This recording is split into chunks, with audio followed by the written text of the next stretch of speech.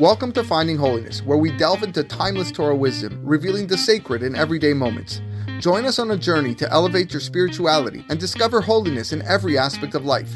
I'm your host, Rabbi David Kadosh, and together, let's embark on a path of spiritual exploration. I hope you enjoy this next episode. Parashat Tisa summary. Hashem told Moshe to count Bnei Israel who were 20 years and older. They were not to be counted 1, 2, 3, rather through the half-shekel coin that each person was required to give. The coins that were given for this counting were to be used for the silver adanim, sockets of the Mishkan. All future donations of the half-shekel, which were to be given every year, were to be used for the korbanot tzibur, offerings brought for all of Bnei Israel. Hashem told Moshe to make one more vessel for the Mishkan, the kior. It was to be made from copper and originally had 2 spouts. It was used by the Kohanim to wash their hands and feet before doing the service. After setting up the Mishkan, Hashem told Moshe to pour special olive oil mixed with spices, the shemen hamishcha, on the Mishkan, the vessels, and on the Kohanim to make them holy. The ketoret was brought twice a day, in the morning and in the evening. It was made from 11 special spices and was burned on the golden altar in the Kodesh. Bezalel, the grandson of Hur from Shevet Yehuda, was only 13 years old when he was appointed in charge of building the Mishkan. Hashem gave him special wisdom to oversee the building of Mishkan, and his assistant was Aholiav from Shevet Dan. After Matan Torah on Har Sinai, Moshe remained on top of the mountain for 40 days to learn Torah.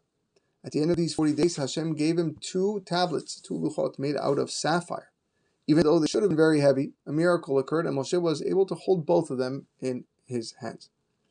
Moshe originally told Bnei Israel that he would return at the end of 40 days. People miscalculated, and when Moshe did not return on time, some assumed he died.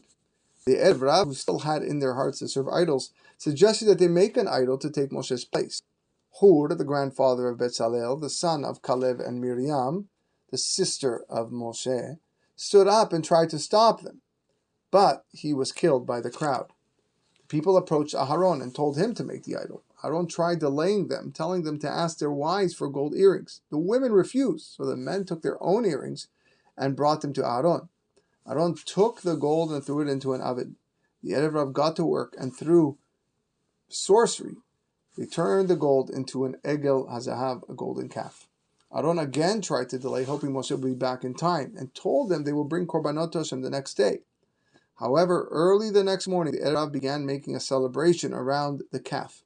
They even convinced some Jews to join them. The only Shevet that did not join at all was Shevet Levi. Because of the terrible sin, Midat Hadin complained to God about the Jews. Only 40 days after they said Naaseh v'nishma, they were worshipping idols. Hashem told Moshe that he will destroy Bnei Israel and rebuild Klal Yisrael from him.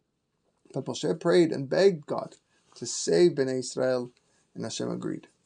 When Moshe came down from on top of Har Sinai, he was met by his student Yehoshua, who waited the whole time for him at the bottom of the mountain. When they came close to the camp, Moshe saw the rejoicing around the golden calf and threw down and broke the luchot. The sin of the egel is one of the reasons we fast on Shiva Asar B'Tammuz.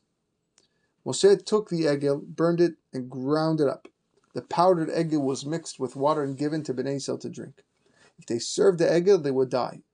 Moshe called out, Mi la Hashem Elai, whoever is fully for God, come with me. Those who served the egel with witnesses and warning were killed by Shevet Levi. Those who served or wanted to serve without witnesses and warning were killed with a plague. On the 19th of Tammuz, Moshe went back up to Shamayim for another 40 days to beg Hashem to completely forgive Bnei Israel. Hashem told Moshe he would send an angel to lead the Jews. Moshe prayed and argued that Klal Yisrael should not be led by a malach. Hashem agreed to lead Bnei Israel as before, and he told Moshe to carve out the second set of luchot. Moshe went up for the third period of 40 days and brought with him the luchot. Hashem taught Moshe the 13 midot rachamim, the 13 ways on how God is merciful, and wrote the Aseret HaDibrot, the 10 commandments, again on these tablets. On the 10th day of Tishrei, Yom HaKippurim, Hashem forgave Bnei Israel. When Moshe came down this time, his face shone like the sun from the Kedusha he received. He put on a mask to block these rays, but when he taught the people Torah, he removed the mask. For Torah, too, is an extension of God's divine presence.